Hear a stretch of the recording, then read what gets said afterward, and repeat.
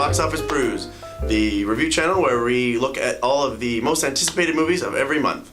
This being the beginning of June, we're going to take a look at May. That is correct. So, what did we watch this month? What happened? I mean, this was a big month. We're coming in here. It's the summer, so we definitely had a plethora. We had a whole pool of movies to choose from. We got, we're starting with the superhero movies are coming out. Lots of reboots, lots of sequels. Yep. So every week is just laden with lots of content that we can pick from. Yeah, so like April was difficult a month, kind of like the bottom of the barrel to scrape through, but May came roaring in. Mm-hmm. What did we start with? Well, the month started out with Guardians of the Galaxy 2. That's a really big ticket movie. I think a lot of people were really looking forward to that. I actually hadn't seen Guardians 1. I had to get caught up so I could see Guardians 2 for this review. So that's pretty exciting. That's pretty interesting, yeah. And then King Arthur came out a week later after that, which is kind of out of nowhere, just a story of how King Arthur got his sword and became the King of Camelot. I didn't see this one coming, so we're going to talk about that. Oh, and then of course we have Alien Covenant, the fated sequel to Prometheus, everyone's favorite Alien movie. Oh, let's get the jokes out of the way now. Prometheus was bad, haha. Yeah, Prometheus was pretty. That was something. And then finally, we watched. We saw Baywatch. That was your idea last month. If you remember, at the end of the video, you were like, "Hey, we might have to talk about Baywatch." Shut up. I regret it, but I mean, we're doing it. We're doing it for you people. This is for you. You're welcome. Yeah, it's free content for you guys. Baywatch, so friggin' important. Everyone wanted to talk about it. Oh, isn't that convenient?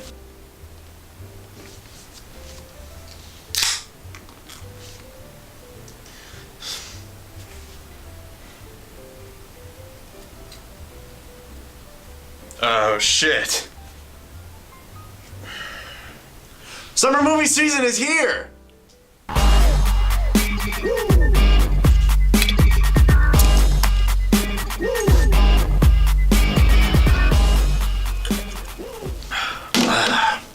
Wow.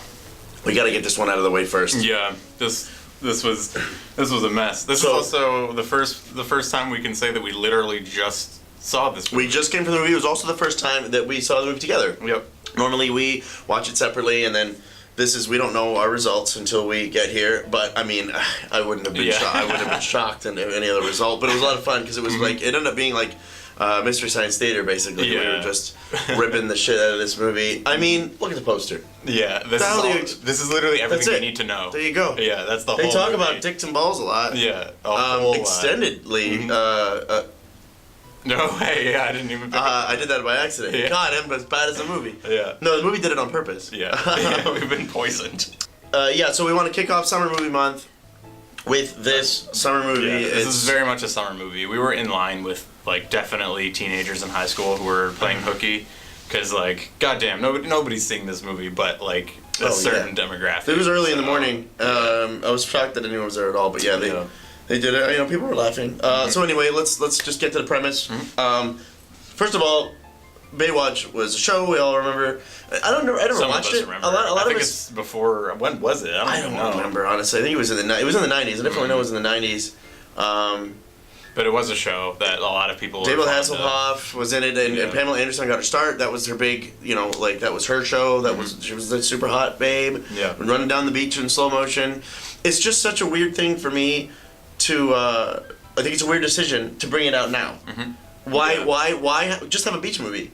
Why do you have to attach a Baywatch name to it that has, in my opinion, no credibility now? I think Hollywood executives have some sort of algorithm where it's the original materials revenue times a certain amount of years equals make a remake in 2017 of this thing.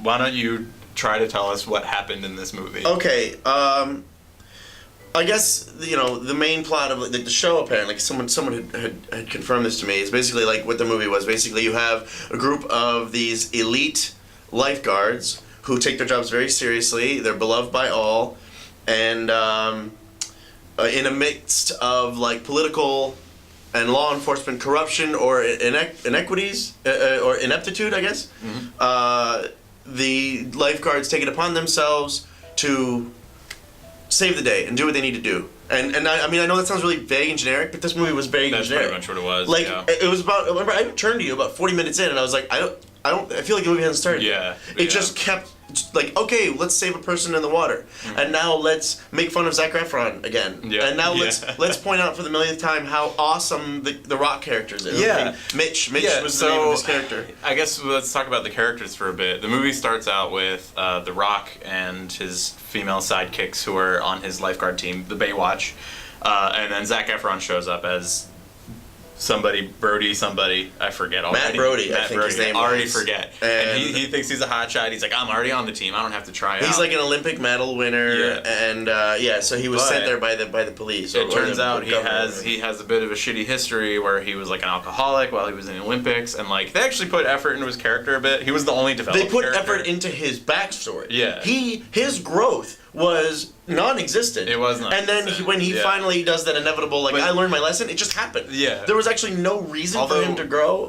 The only thing I'll give the movie credit for is, like, Zac Efron is this, like, big, pompous, cocky dude, and he actually has, like, a couple moments in the movie where he gets, like, humbled and he's brought down a notch. Yeah. And, like, there's a little bit of heart there, and then this was when we started predicting things. Like, we were sitting in the theater like, oh, well, this is gonna happen. And I feel like every time we were too smart for the movie, like it would have been too good of a movie, because I thought The Rock constantly like humiliating Zac Efron's character and making it more humbler. I thought there would be like a switch, and maybe the Rock character would have like a humble moment where he realizes he's not he wasn't like, as good as Like, wouldn't that have been a good movie? Like that would have been at least more interesting. Nice. I mean, all the characters, they introduce a lot of characters very early on, and a lot of them just become background fodder. Like a lot of the other female sidekicks.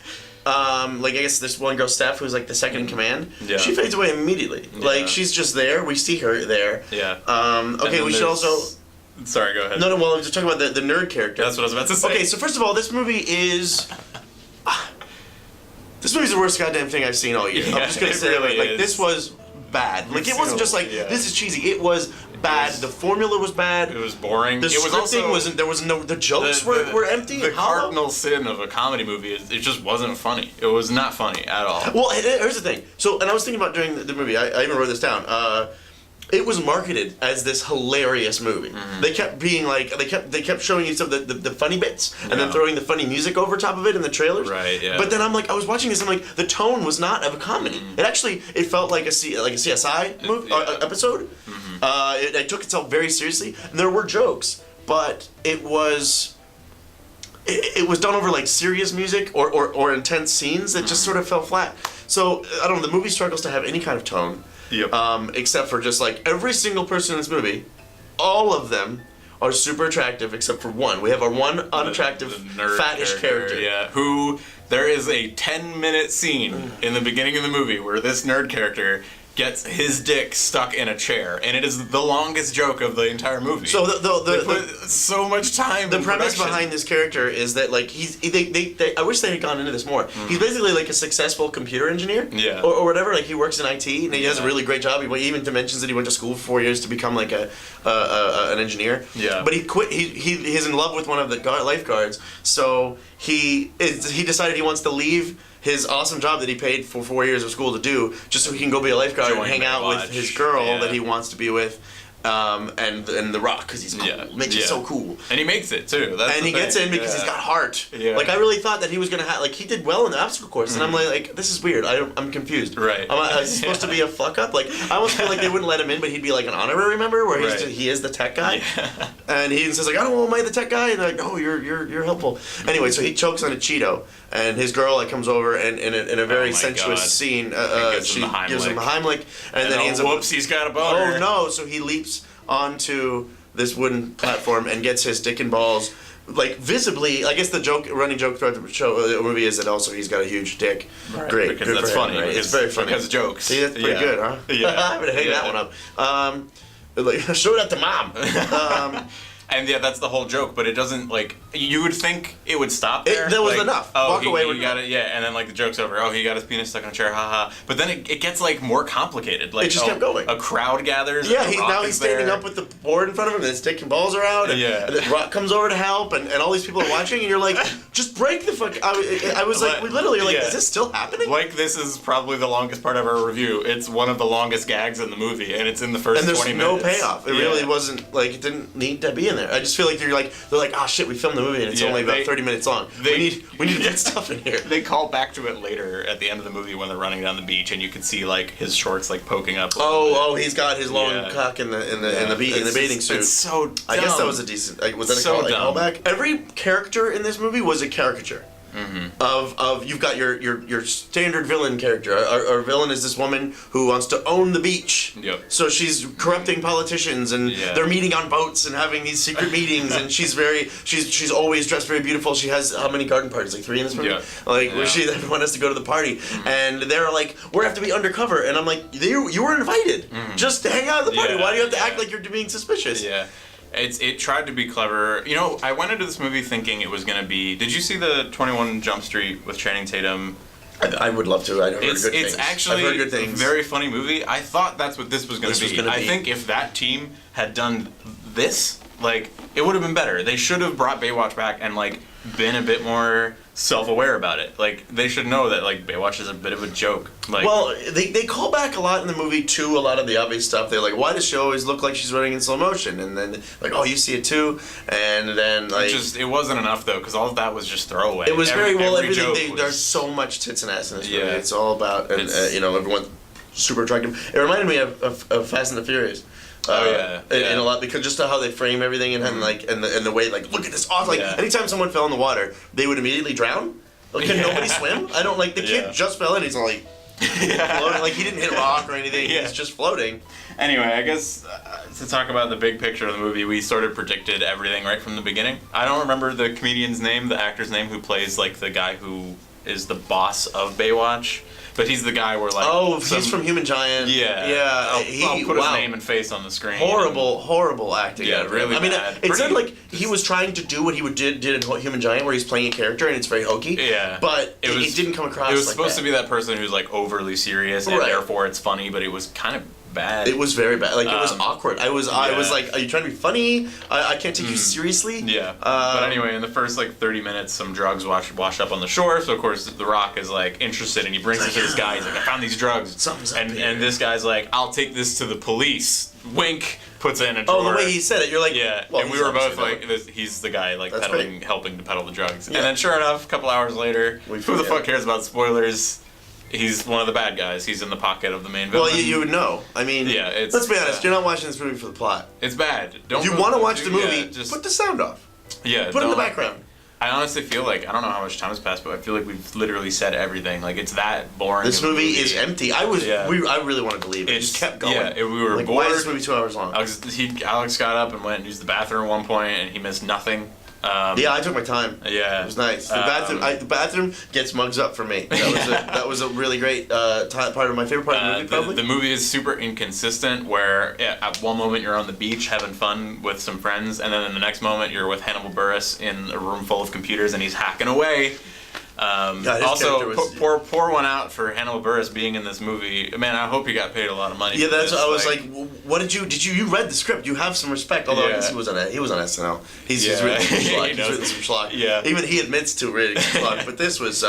There was no reason for him to be in the movie. Like, he wasn't funny. Is there anything else that comes to mind? Anything else you want to get off your chest about this movie, other than we don't recommend it? Well, you know that Hasselhoff and Pamela Anderson have to make a cameo, but it's not even a cameo because it's, like, in the main title credits. Yeah, it says their names, and you're like... It's not even clever when they do it. No, and that's what I was going to get at. I was like, there was no... There was no payoff. There was no funny joke about them being... Like, I almost wanted them to run by them while they're sitting there sipping margaritas, and they're just like, wow, that seems dramatic. Right. And that would have been great. Exactly. But that would have been too clever. But if we don't have anything else to say about the movie, do we? Don't see it. Okay. Don't do it. Don't support the schlock. Do I have... can I end this with a joke? I'm going to end this with a little joke. Give it to me. Are you ready? Baywatch, more like, hey, watch something else, why don't you? It's fucking dumb. It's really dumb. What are we reviewing next? I legitimately forgot. Really? I think we should, let's talk about King Arthur. Oh, that's right, King Arthur. Let's To Camelot! Oh yeah, let's really change it up.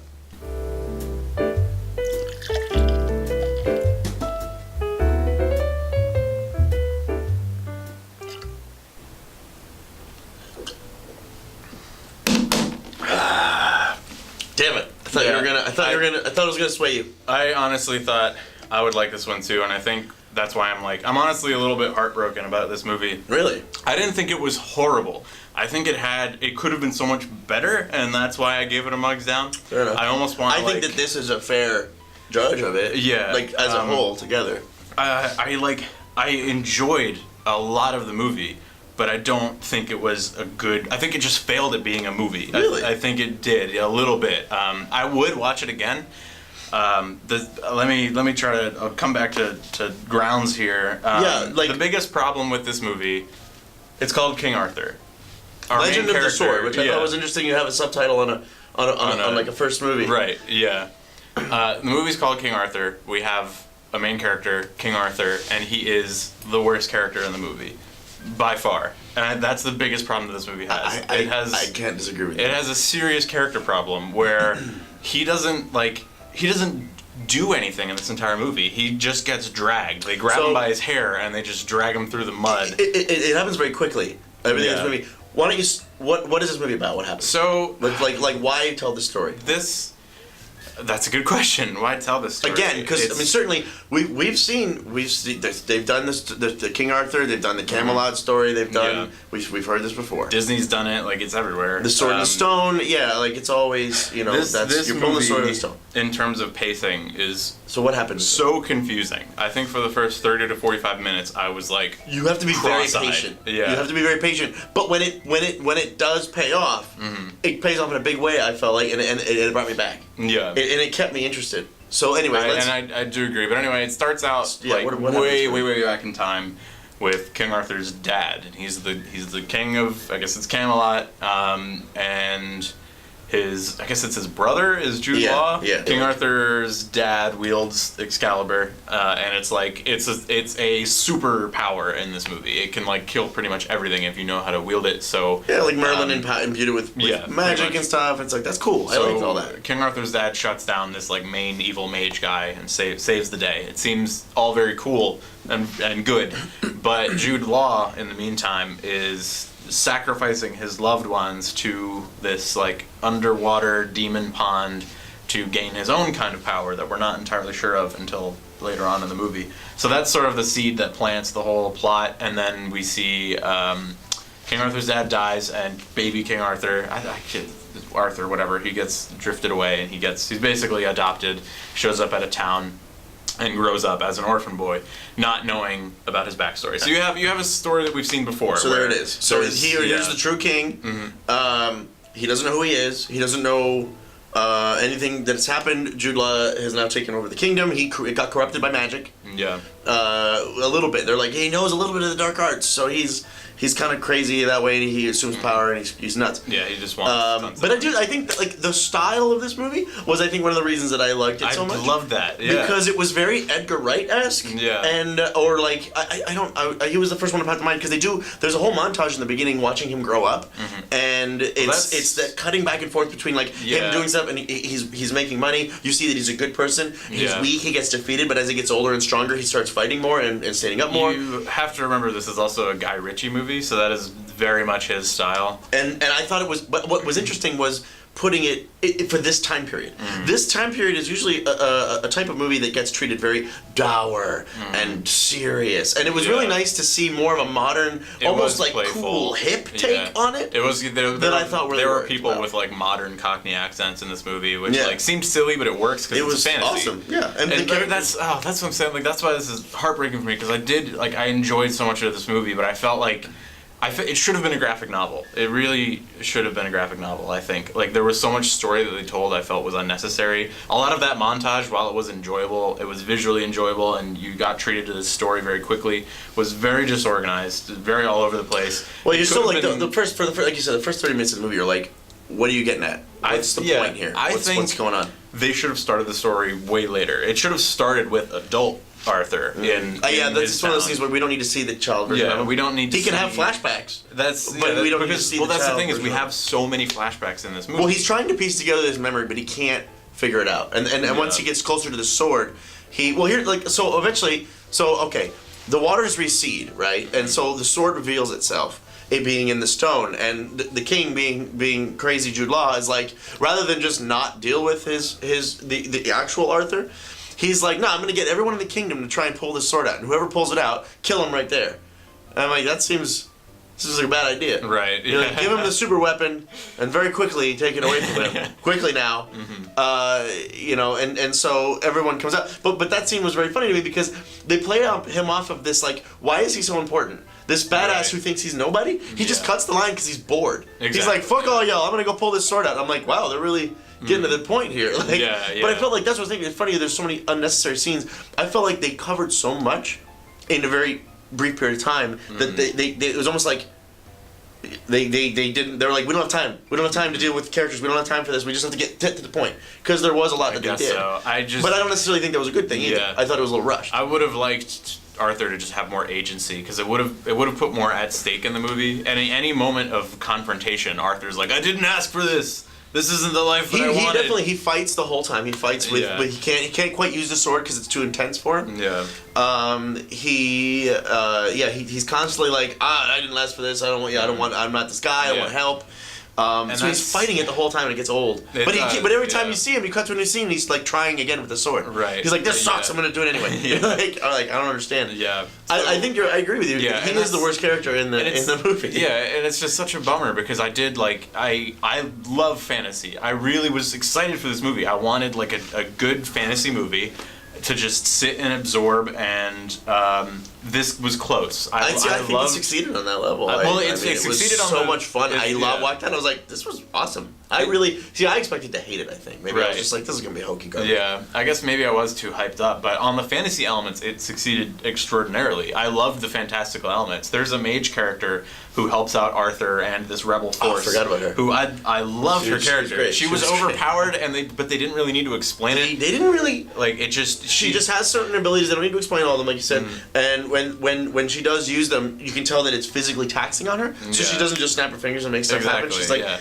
was really hard. Like, this movie, I'll dip a little bit into spoilers territory because I want to talk about the visuals and the sort of epic moments of this movie. There's definitely some spoilers I want to get to, but.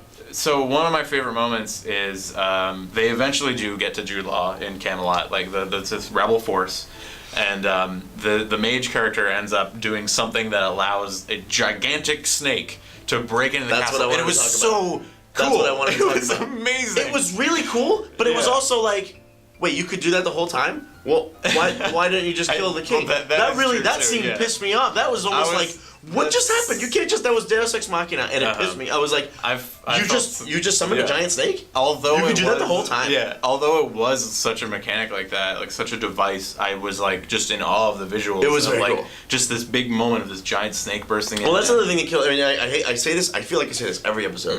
The visuals were stunning. It was just fun. It looked cool. It was well done. There's this really great, I guess it's a montage where in order for Arthur to like really understand Excalibur, he has to go on like a spirit journey of sorts where he goes into a psychic realm of this like journey where it's like Adventure Island. He goes to Adventure Island. It's like a hyperbolic time chamber. And he's like, he fights wolves and stuff, and he's not. This is when the movie finally lets you as the audience catch up with it, because I feel like that's like.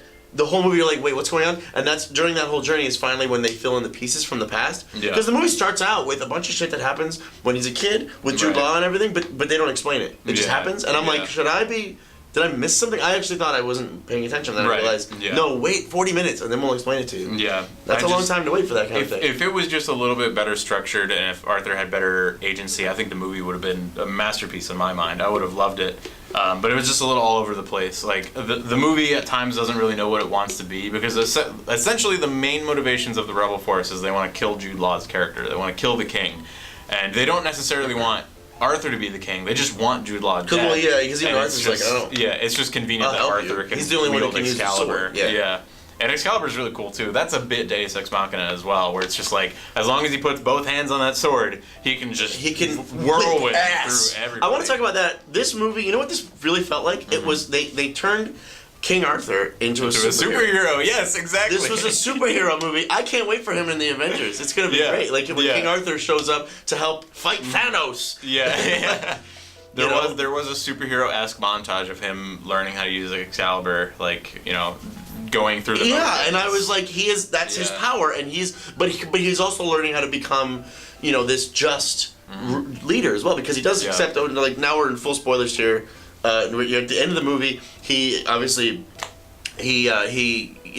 becomes the leader. He becomes king. He accepts his role as king, but he knows he can't do it alone. And they kind of show you him building the round table. It's physically round, which is and like so his the Knights of the Avengers. The Knights, it's gonna be great. I can't wait. I am excited for the eventual sequel, because I feel like and it's gonna be called Knights of the Round Table. If they can establish these characters better, like because that's the thing. Cool. He wasn't great, but the characters in this movie were really good. Aidan Gillen is in this movie, and I fucking love Aidan Gillen. He plays Littlefinger in Game of Thrones, and he's my favorite. I love him. He's in anything. He's always the best.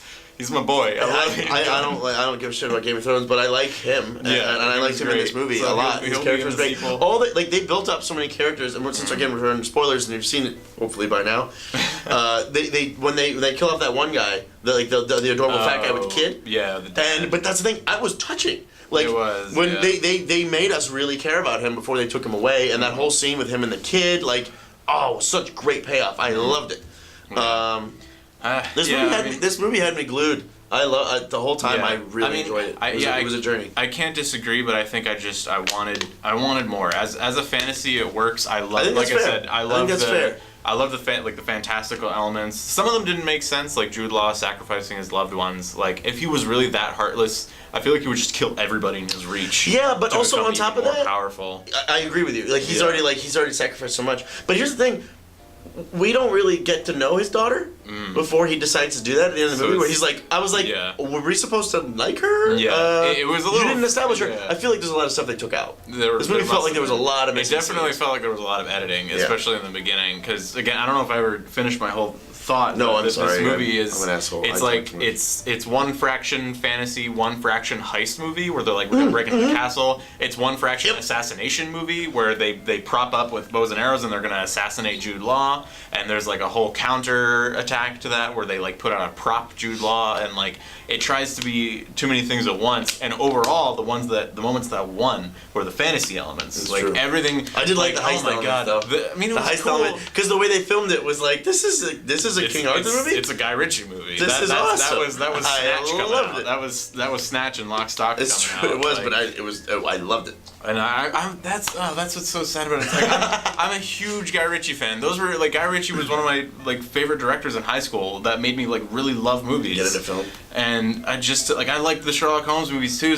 And just I went into this, I guess, expecting too much, and I was pretty pleased. But I just don't think I have to like give it a thumbs down out of principle almost. No, I think that's fair. It wasn't perfect. It certainly had a lot of flaws. I think from my perspective, I just enjoyed it so much. Yeah. And I expected to roll my eyes a lot. I would recommend it. Guy Ritchie, please make the sequel good, because I got chills when they unveiled that carpet and the round table. Avengers of the Round Table. I was like, God, there's gonna be a Hawkeye's sequel. gonna be there. There's gonna be a sequel on Aidan Gillen. Spider-Man. Yeah. and Sir Galahad. But yeah, I don't know. I would recommend it, but it just irks me a little bit. I just get a little frustrated, I guess. That's fair. Yeah. To Camelot! No, on second thoughts, let's not go to Camelot. It is a silly place. Right. Is this what we've become? We just dress up and outwardly goof as much as possible in each episode? I don't know what you're talking about. Nice hat. Thanks. Let's talk about Guardians of the Galaxy 2. 2! Yay, sequel time. 80s harder.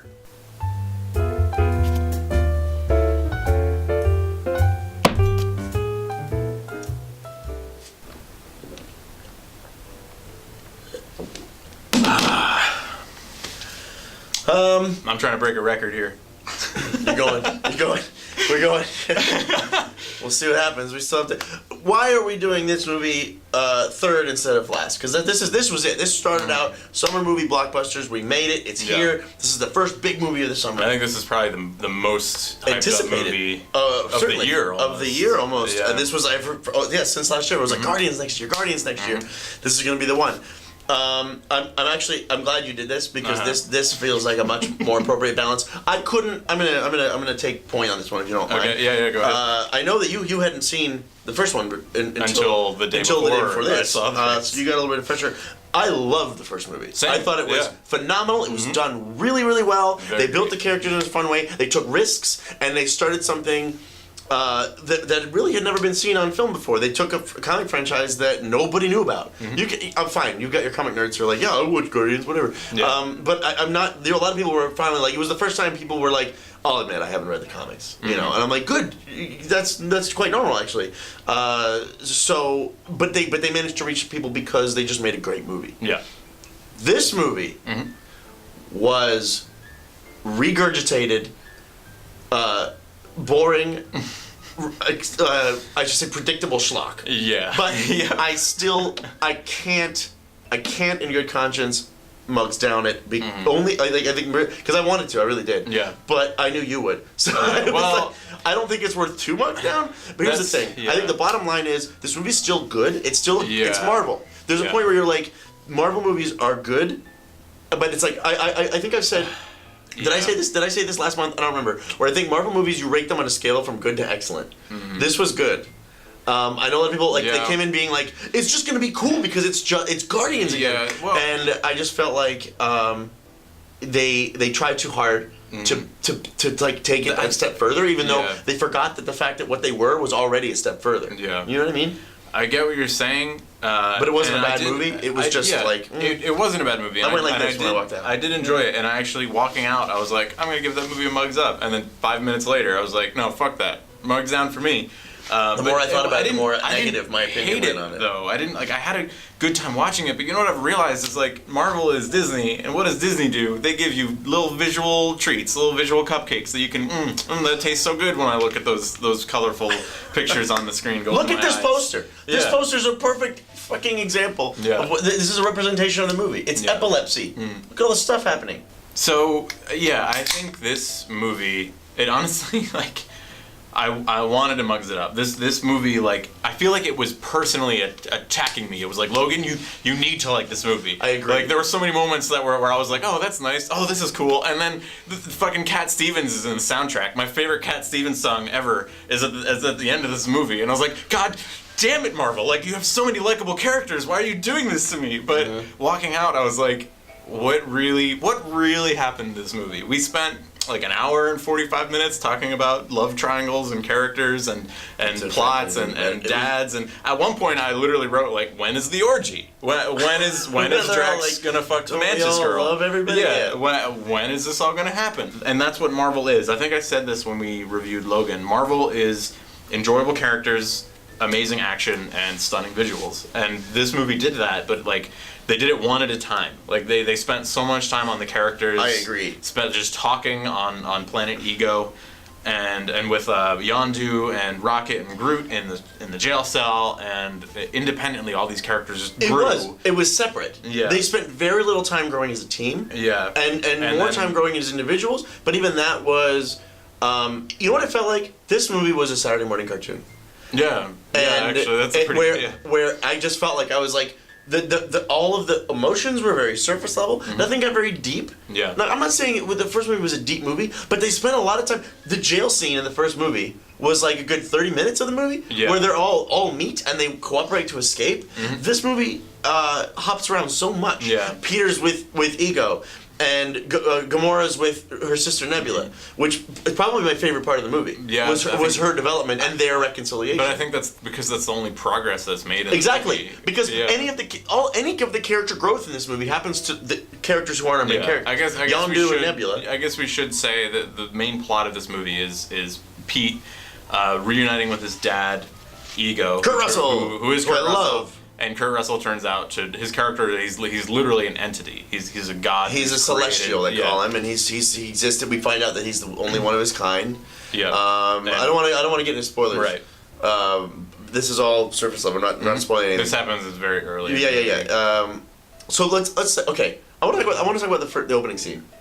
I feel like the opening scene was a perfect metaphor for what they were trying to represent. So, like, for example, okay, so the movie starts out where they're defending this planet from this creature.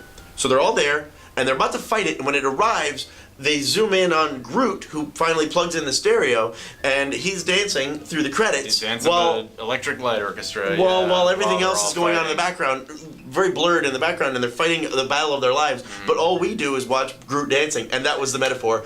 We were the audience. We were Groot. Yeah. We were all like, just show me their fucking songs and give me the party. Forget all this stuff in the background. Yeah. I was like, you guys just summed up the movie right away. Exactly. And right away I was like, oh no. That's one of these movies. So, okay, this is hashtag not my hot take. I actually heard Nick Robinson from Polygon say this on a stream. Groot is a minion.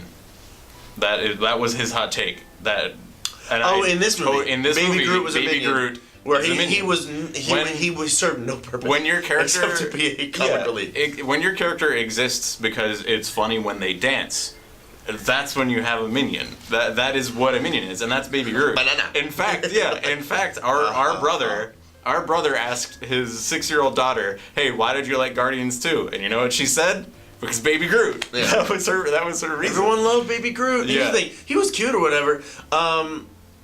He served one purpose. Yeah, and it was to make everyone giggle. And lots of there were a couple the movie's funny. If you liked Guardians 1, go see this. You'll probably enjoy it. But some of the jokes in this movie were like Family Guy tier of long.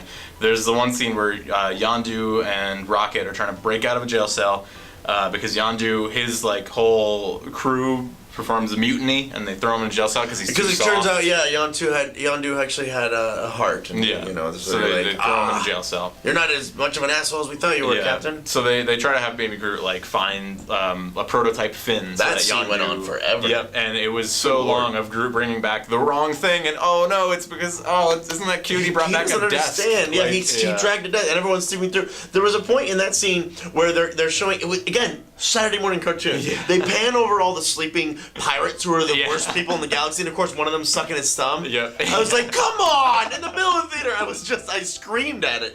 I was like, you didn't just... Fine, great. They recycled every obvious trope. Speaking of comic relief with Groot, I felt like every character was that. Remember in the first movie when Drax was like, the whole time, he's like, I don't give a shit what happens to me. I'm gonna kill Logan, he killed my family. Yeah. And then when they kill him, he goes, well, fuck it. Thanos was just a puppet. I won't be happy till I kill Thanos. He didn't mention that once in this movie. He was giggling and laughing, and I'm like, what happened to badass Drax? Yeah. What happened to the guy who wants to avenge his family? Now he's just happy-go-lucky Drax. We got Drax who's fucking fun-go-lucky guy. We got Baby Groot dancing around, being essentially useless. Rocket goes back to learning nothing and just being bad because he's Rocket. Yeah. And you're like, okay, I'm actually bored with his character. He had such little impact in this movie. Gamora is Gamora, and Quill actually takes himself a little too seriously a lot in this movie. In the movie, I felt like there was role reversal in the beginning when he's like, Rocket's trying to plug in the music, and Quill's like, hey, we don't have time for that. We have a serious job to do. I feel like Quill would be the one doing the music, and Rocket would be like, give me the big gun. Yeah. In the beginning of Guardians, that was Guardians 1, was he comes into this dark cave and puts on his little quarter. Where was there was just if you look at Guardians 1 is far superior, and that was actually one of the main reasons I thumbed this down, because I don't really like superhero movies at all, and Guardians 1 won me over, and this movie was less. This movie was lesser. It was so much stuff, and I didn't get attached to any one person. No. In this movie, the people they spent the most time on were the two blue ones. Yondu and Oh, yeah. Nebula, Yondu and those were my favorite parts of the movie Yeah, because they actually Yondu, sat with those characters and allowed them to grow. Actually, you know what? I guess we've been reviewing long enough. Should we go spoilers territory? Before we do, Okay. I know a lot of people love this movie. I'm sorry, it's not that good. I feel like I felt like we watched Marvel's peak. I think we hit it. Not Marvel. I'm sorry. I don't want to be too generic or too specific. I want to be generic. I feel like we just watched the superhero movie industry peak. God, I fucking hope so. This was it. This was it. This is where they're like, we did it. We did anything we want. We can do anything we want. You're like, I disagree. Yeah. And I know a lot of people still loved it. I ended up going to work and everyone's like, oh my god, it was so good. I was like, was it though? Like, I don't know. People love these movies. So you know anyway, I would just, before we get into spoilers, go see it. Obviously, see it. You're gonna love it. You're gonna laugh. You will. There's a dancing tree. Yeah. It's fucking great. And I guess harkening on that, in spoilers territory, full spoilers territory, Now we're going because they spent so much time on Yondu, like this movie did affect me. Like I teared up at the ending because Yondu ends up actually sacrificing himself. He grows to his character, save- and he acts as a parallel to Rocket. Yep. So it's almost like, without having to do anything with Rocket, we learn more about him in Yondu's death. Yep. Which is like, I get that, Yeah. but I didn't give a shit about Rocket. I cared about Right. Yondu. Yeah, exactly. Um, And I did tear up at the end because you realize, I guess they spend like 2 hours and 15 minutes basically to drive home the point that Ego isn't really Pete's dad. Yondu is Pete's dad, but he realized too like late. a foster parent. Yeah. But this movie did affect me emotionally, and I did enjoy a lot of it. Yeah. But I think it just waited way too long. All of the meat of the film was rushed into the last 20 minutes of them fighting on Planet Ego. Here's I think like what bugged me the most about this movie was, okay, so in the beginning of the movie they kill this creature because they're trying to save these amazing batteries that these gold people have, right? So but then Rocket, to be a dick, just takes them anyway. Takes them, yeah. So shortly after they leave the planet, they're being chased. And I'm thinking, okay, that's one thing. They chased them through the entire movie. the entire and at a certain movie. point, I'm like, dude, this was you can't, I'm sorry, you can't take what you do in the beginning of the movie and drag it out. Oh, I yeah. feel like that was an opening thing. That should have been. I understood what the point of it was, but it just felt like, it was like a gnat. Like, just get the fuck away. I'm trying to pay attention to the story. Stop it. Yeah, they end up in, You know what I the mean? final battle, in the It was climax still of the like, are movie. we still talking to these When gold people? We should be focusing on Pete and Ego at this point. Exactly. And then- I needed to know. I feel like we need to spend more time with Pete and Ego together. Yeah. Because when he finally comes into the idea that he's a celestial and it kind of like affects Peter and gets him to like almost turn. He doesn't make him turn, but like I don't know, the way he did it was just like, hey, so now that I gave you the little secret touch, I'm going to tell you that I'm actually a secret asshole. I also killed your mother.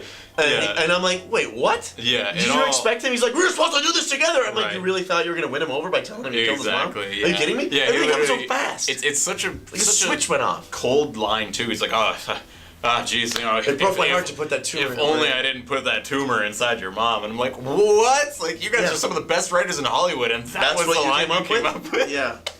And then, of course, there's the quintessential line later where Pete's angry. He's like, you shouldn't have killed my mom and broke my Walkman. And it's like, oh, it's funny because he likes his Walkman. Likes to walk, man. But yeah, I guess in summary, I think it like I said with Arthur, it sort of failed as It a was movie. very disappointing for me, but I still couldn't. But I couldn't mark and it that's the down. thing I didn't enjoy. And at the end when they played Father and Son by Cat Stevens, I was like, you fucking had to, Marvel. Like you know I like this song. They Somebody know what was they're like- doing. Yeah. But I feel like they got away with a lot of just schlock because people were like, That's my biggest- I love yeah. these characters. That's my biggest problem. Look I at think Groot, he's so funny. Even after I watched Guardians 1, I actually wrote down this huge rant about why I don't like superhero movies, and it basically comes down to how every single movie is the same 4 beats over and over again of introduction of the hero, Hero gets powers, his, or learns how to use powers. or his motivations if it's the sequel, like new motivations, which Oh, visits yeah, his dad. yeah.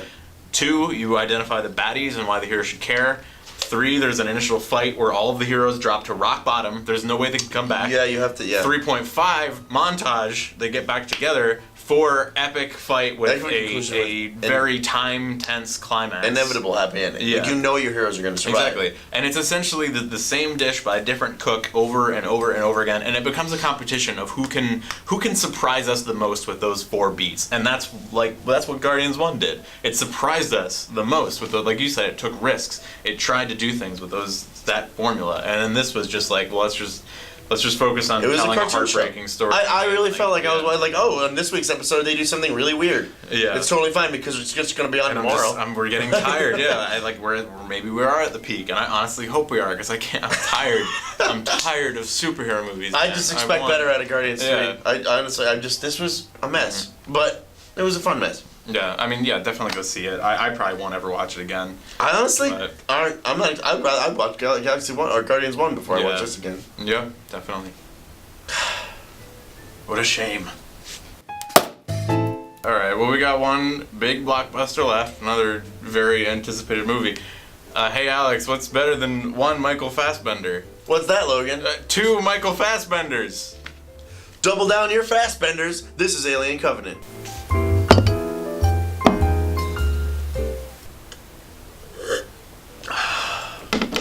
4 for 4, baby. This is a Box Office Brews first. Fuck me!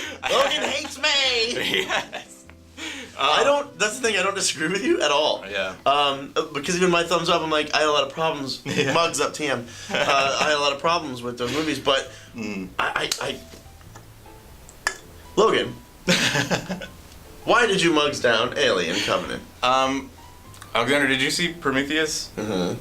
I don't know if at some point I suffered amnesia or maybe the filmmakers did, but did they accidentally make the same movie again? They sure I did, think, Logan. I think. And that's not a bit. Yeah. I'm glad you came to the same conclusion.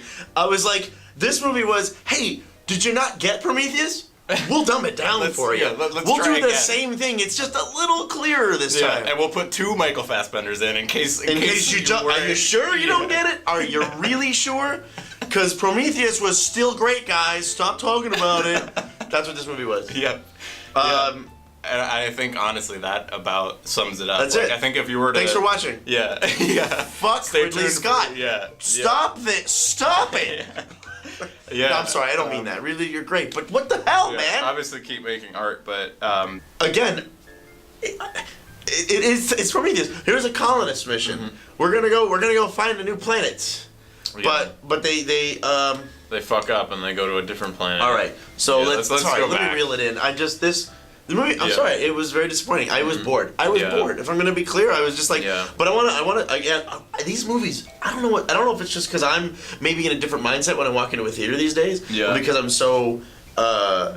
Invested in like maybe paying more attention than usual because of the show, but these movies always seem to have really great beginnings. Oh yeah. Oh, I love The first 30 minutes of this movie is It starts on the awesome. spaceship and there's an accident and there's panic and people die It's immediately. felt, you get to know the characters through this disaster. There's stakes and consequences. The like cinematography right off was the bat. outstanding. They were very okay. Yeah. Wait, actually, that's not even the beginning of the film. The beginning of the film is that's right. with Waylon. So David is with Waylon, and he's basically he's brand new, and Waylon is kind of like teaching him. He's giving him orders, and so of course, like he's like, why am I get to meet my creator. What about your creator? And it's like, that's the question, isn't it? Yeah. But the framing of that entire shot was done so well, where you had a giant statue of David. That's just why David got his name. But the statue is poised where it's like he's in a hole, but his head's cut off, and you only see his body. And it was just like. It was very artsy, pretty artistic, and yeah. I was on board. I was like, this is nice. Yeah. Okay, good start. And then they get to the spaceship. We cut to the spaceship. We get to these characters, and he's walking around. This Walter is Fassbender 2.0. Yeah. All the interesting things happen in the first 30 minutes, and then of course I think the biggest criticism that Prometheus and Alien Covenant.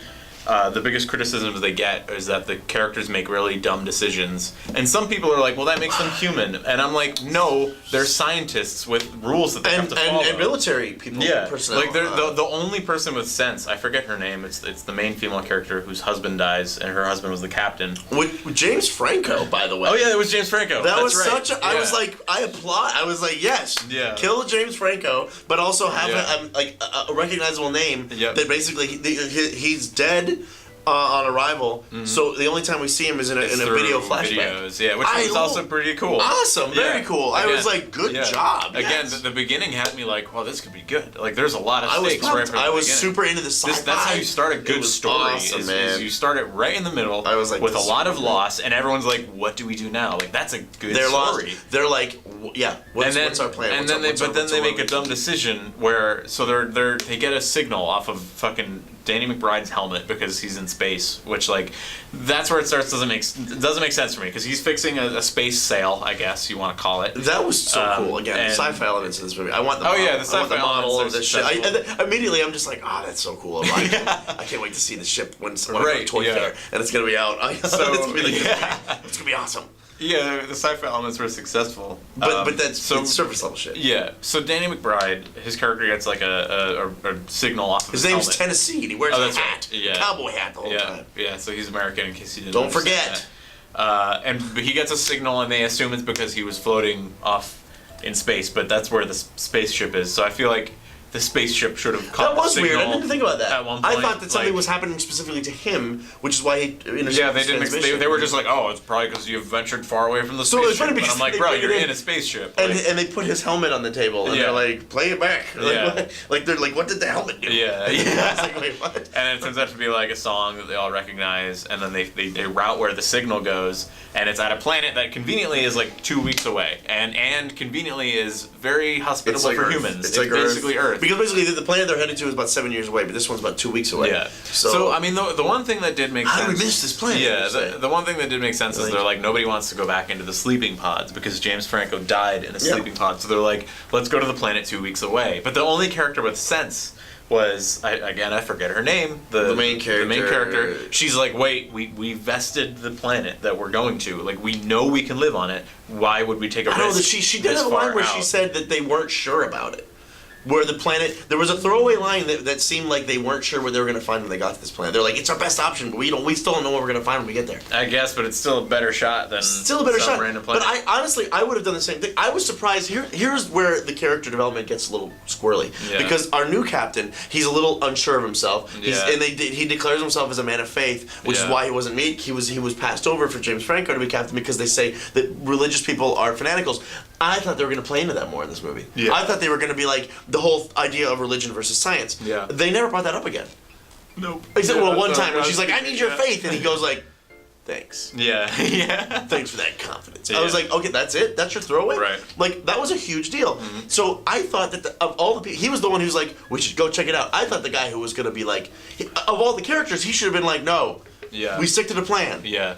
We have to have faith in our plan. Yeah. And he's like, yeah, let's go check out the one around there. And the scientist, who should have been the one who's like, this Yeah. actually does something. I was like, yeah, Exactly. go to the one that's close. Why would you not go to the one that's close? I would have. I guess so. And she's the one who's like, we shouldn't go. And I'm like, Yeah. why shouldn't you? You're trying to survive. Yeah. Anyway, I don't know. I thought it made sense to go there. a little bit. But it was weird role reversal. It didn't make At any the same sense. time, I guess if you're digging deep. If you're digging deep into lore, it doesn't make sense to me because I feel like they should, like they're representing a company and they're trying to colonize a planet. I feel like one person should be like, if we don't succeed in this job, lots of people are gonna die. This company's gonna be pissed, and Earth is gonna blow up, and we're gonna be at fault. So let's go to the planet 7 it's the years same away. thing. Again, like Aliens, you Yeah. needed that lawyer character. Yeah. Where in Aliens, he was the one who was like trying to smuggle the embryo home, so they go, you can use this. yeah. You know what I mean? Like Yep. you almost need that. Like why did You need the crooked. instead of just having Yeah. the evil robot So guy? yeah, so I guess I get it. You know, humans make stupid decisions. Anyway, is this a spoiler when they get in the planet and meet Fassbender 1.0? I guess. All right, It was whatever. now. Spoilers. Hey. Yeah, guess what? Hey, gotcha. So they're on this new planet and they're getting attacked by the xenomorphs that are bursting out of these guys' chests, and David and then there's shows another up. one shows up, and there's a bunch of them. Yeah. Yeah. And so David, he launches a flare, and it scares the aliens away. Yeah. And right away, I was like, I think that's David. Yeah. And my friend was like, no shit. I was like, Yeah. sorry. Yeah, like nobody was fooled. Nobody was fooled, for sure. They go down to this planet. First of all, why did they're surveying a planet? They just want to check it out. They send everyone. Yeah. On this rickety little barge, they send the captain, the first officer, like the all the security medical chief, people. all these people. Yeah. There's like 3 people left up in the main ship. 3. Yeah. Anyway, so they get down to the planet, they're surveying it, they get attacked, 2 of the people die. They find Michael Fassbender. I mean, David. Yeah. Which, okay, can I just touch on this real quick? Yeah, Why would they make multiple Michael Fassbenders? Why wouldn't they make a different looking robot model? I don't know. I think it makes more sense to have a standard, mass-produce Fassbenders? a standard. Why wouldn't they put a barcode on the back of their neck so they can make sure they have the right Fassbender when they leave from? Well, a it planet certainly full of would have hammered Fassbenders? home the whole fucking point. What are they gonna of what they're trying to say? Because this, let's get to the bottom line. I'm sorry, I want to cut right in right now with. Here's my hot take. Oh, here I we go. actually have a hot take. Hot take alert. Here This we go. movie is no longer about aliens. It's essentially a sci-fi Blade Runner movie about what it means to be human versus synthetic. Oh, yeah. About our origin stories. Yeah. Which, I'm sorry, that's not how this started. It started as a horror movie. Exactly. About a creepy alien creature. So I guess. Why the robots? You're basing that off of when David brings him to his like weird house in the middle of this planet, you basically find out that David's been like breeding these xenomorphs, and he loves this species. He wants a perfect species. So it turns out like he's the reason. This one crazy robot is the reason for the entire Alien franchise, which frankly is a very disappointing explanation. because of the rhetoric that we hear at the beginning of the movie of creation. Like, where he he's wants like, to create. he's like, one of the lines that I really liked and I pulled away from when he talks about Wayland Yutani and he goes, I was there when he died, and he was unworthy of his creation. And I was like, I like that. You're making your point, but this isn't an alien movie anymore. Right. Now I'm like, is this Blade Runner? Is this Ghost in the Shell? Right. What the fuck are we talking about? I just wanted to see a creepy alien creature kick his ass. Yeah, exactly. I don't give a shit about your fucking existentialist issues, hipster Michael Fassbender. I don't care. So once you realize that, the plot is null. There's no plot once you realize what David's been doing. Because you're like, hey, remember the part where it becomes utterly predictable. Like, so they realize what's going on. They realize there's xenomorphs, and they're like, David's behind this. We need to get out of here. We need to get the ship that's waiting for us in space down here, and we need to get out.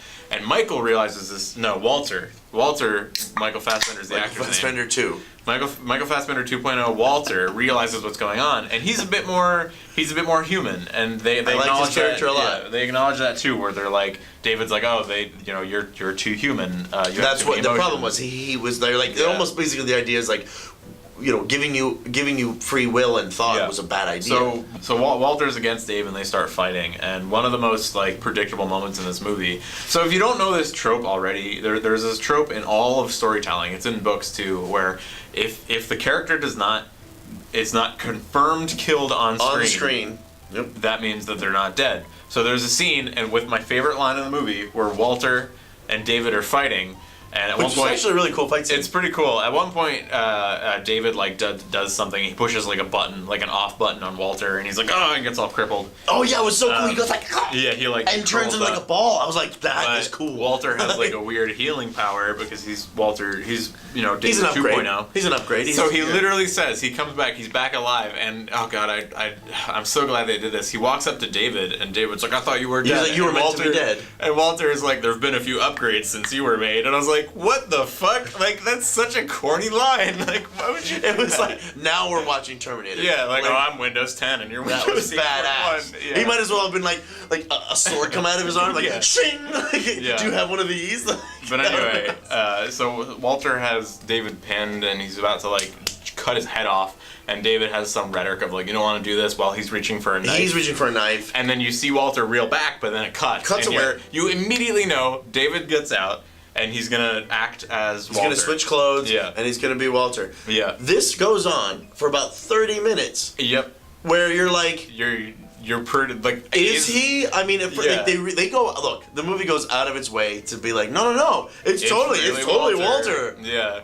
Right, and the whole time I'm like, and no, you're like, of course it's not. Yeah. You didn't show me his death. Yeah, exactly. You can't. Yep. Exactly. So you're right. It was that ruined so much of the end of the movie for me. And that's why I'm saying like, you're like, did you really think I was gonna be fooled by this? Yeah. I was yelling at the screen. And that's what I'm saying. Like, why don't they have like barcodes on the back of these? Wouldn't they have been like, oh, Walter's a robot. He probably recorded intel from our trip. Let's like get his data, and then they plug him into a computer and like, oh no, it's at no point do they question maybe this is the wrong robot.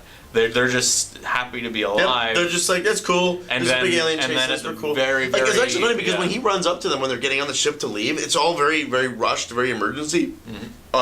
Nobody goes like, "Hey, what happened?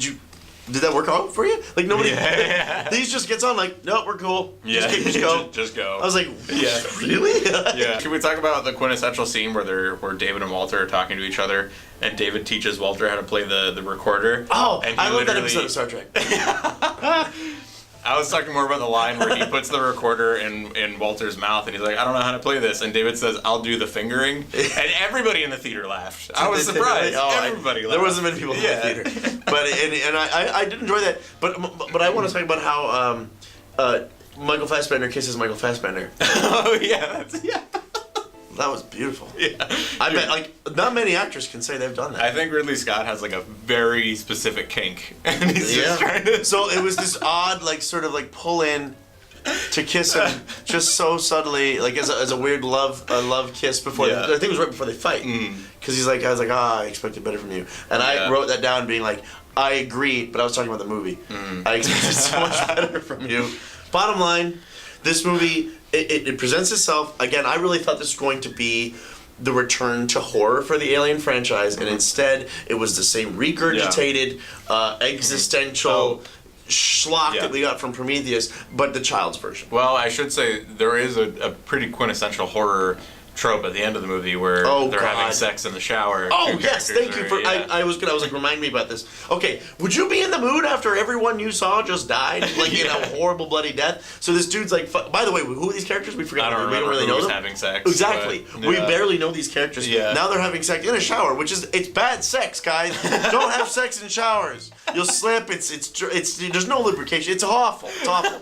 So, but they're like, so after this whole fiasco, I can understand needing to like, I just want some quick love, and I need a little bit of escape. The shower's not the place to do that. Yeah. And so they're like, everyone's shook up, everyone's dead, and they're like, shower sex, perfect. Because horror. Because horror. Yeah. So then the alien, who is now on the ship again, I want to be clear. Every time someone died in this movie, I laughed out loud. Oh yeah. But I didn't do it on purpose. I literally okay, so he's in the shower and the alien's second little mouth thing busts through the glass and then through the guy's mouth and just goes and I was like, I would doubled over. I was like, oh my god, did that just happen? So I just at that point I was like, my big question at that point was like, why is this movie still on? Right. Are we done? I think we're done. Honestly, I'm like, I don't care. I think because there were so many false climaxes. Oh, there were, yeah. With this movie. There were way too many climaxes at the end of the movie. So by the time they're fighting the final alien, I'm like, just finish it already. God, we know, because the whole time you're like, I know that's David. Yeah, you know. I know that's David. And then you don't find out until Until female it's character. just too late. This movie was laughably boring. Yeah, that was definitely that. I think that's how I would really sum it up. I was bored, and I was just. Again, I feel like I suffered amnesia, and I was like, is this Prometheus again? Did we just get Prometheus just reserved back to us? Like, oh, you didn't like it? Let me heat it up in the microwave a bit. Put a little salt on it. Yeah. We'll put some ketchup on it. Let's give it to the kids. Don't like it without ketchup. So that's what this movie was. May. Yeah, cheers to May. Fucking June. All right, Logan. Oh man, I'm proud of myself for being the first person to mugs down TM every single movie. Did you? I didn't do that. We never had that before. Nope. In all of our I'm reviews? pretty sure in every You've single done. episode. This is the first time we've done a four. This is the first mugs time down? either of us have done a 4 mugs down, and I'm so happy it was me because I'm usually not that cynical. But I don't know. man, I disagree. We're both pretty cynical, but I guess so. Yeah. I think I don't know. I wouldn't have thought it would be you right away, but I did it, and I'm really happy. no, with I think myself. that's. But I don't. At the same time, I don't disagree with you. Yeah. The only one I would fight you on would be King Arthur, Mr. Dower. We have to choose the best. Mm-hmm. How do you choose? What won this month? Honestly, what do you think would be the best? If I had to pick, I would. My favorite probably still would have been King Arthur, because I did really like it. I agree. Yeah, I think that's agree. the best movie. I was like, oh, we're gonna be here forever. Mm-hmm. No, King Arthur. If I had to choose a favorite, easily this month, King Arthur took it. Yeah, I loved it.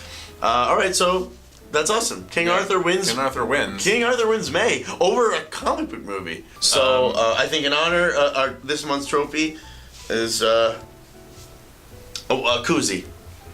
Which koozie should it be? Well, this is my Lebowski Fest koozie where it says, "Careful, man, there's a beverage here."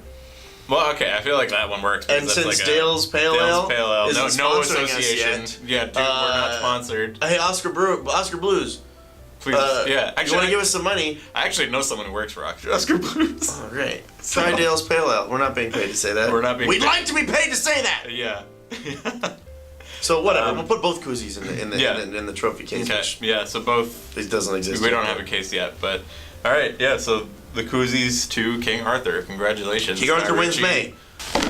Well, that was May. Yeah. Let's talk about what a kickoff for the. I summer really movie thought, season. we're here. It's summer movie season. Yeah.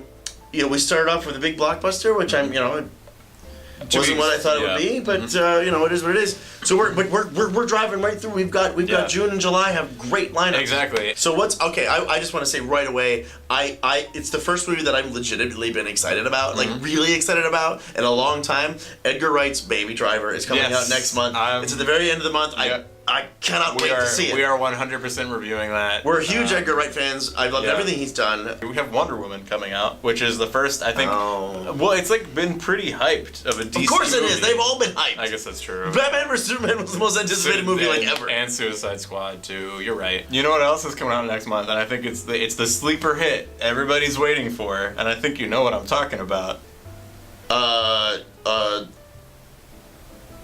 No, Logan. I'm talking about the motherfucking Mummy with Tom shit, Cruise. that's right. I've only seen the trailer about 1,000 times. You two won't shut up about it. On a personal level, I'm really excited for It Comes at Night from A24, another A24 movie.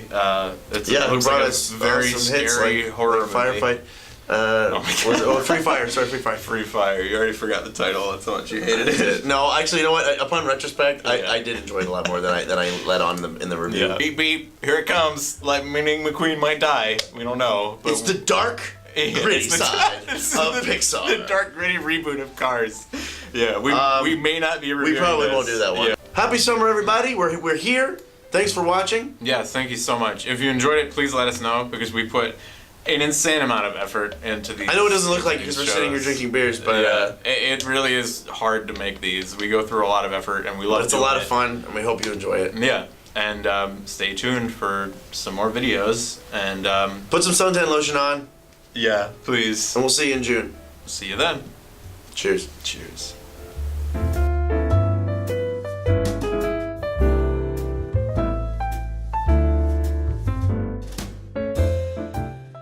I feel like this is essentially our beach episode. Like every sitcom has like a beach episode, you know? Oh fuck, dude, holy what? Holy shit! What the fuck is that?